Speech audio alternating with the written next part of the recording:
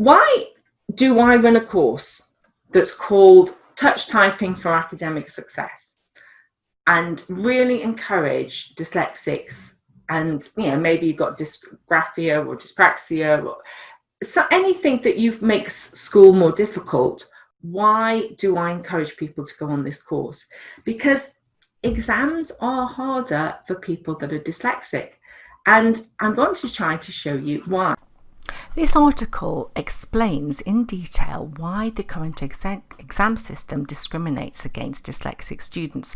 I'll make it available in the details below, and right now I'm going to show you how typing can redress the balance and make it easier for dyslexics to get better grades.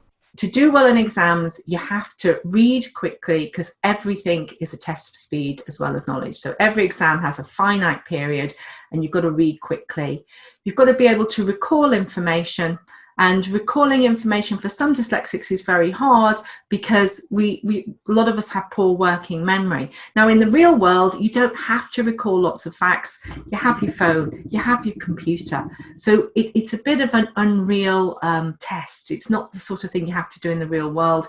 To be good at exams, it requires organising your revision and time management, both revising but also in the exam. Very much time management is very important. And in all honesty, the recall, the organisation and the time management I cover in my study skills and revision course. But when it comes to speed writing, obviously the more you can write in that 3-hour period, the more chance you get of getting marks, because the more you write down, the more knowledge you're able to share with the examiner, the more potential you have to earn marks. But exactly the same functionality that can help here can help with the speed reading as well. And that's what I cover on this course. The way you're assessed, be it in exams or when you do your homework, is writing. There are very, very few times when a school or a teacher tries to find out how well you understand a topic and they don't make you write. For a lot of you, if your teacher's just asked you, they've realized how incredibly intelligent you are, but because they don't ask you and they get you to write it down and you're not great at writing, your intelligence doesn't come across. Now, this is one of the mistakes that a lot of schools and a lot of teachers and some parents, well, me as a parent, and a lot of students make, because we think our literacy, our ability to read and write is the same as our intelligence, and that is just not true. And there are many entrepreneurs and very successful people whose literacy is rubbish, but we all realize that they're really, really intelligent, and yet our schools combine the two so much. And if I were to go into any classroom and say, okay, who's the cleverest person here? Most people in primary school will point to the person who's reading chapter books, who gets all the spelling tests right, who can write really quickly and neatly and have, beautiful handwriting.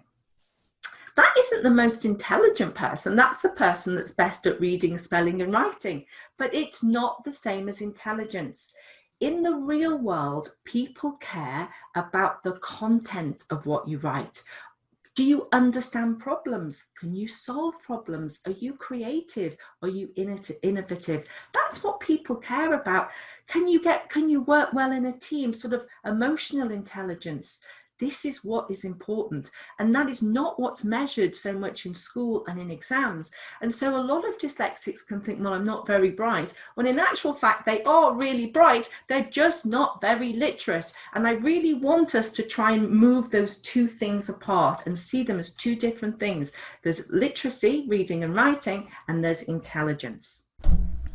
To answer the question originally posed, why are exams so hard for dyslexics?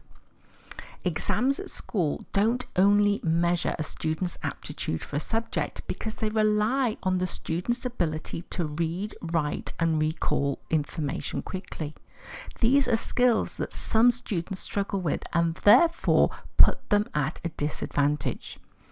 I encourage students that struggle with literacy to learn to type because once they are proficient typists, they can utilize learning tools that help them overcome these difficulties.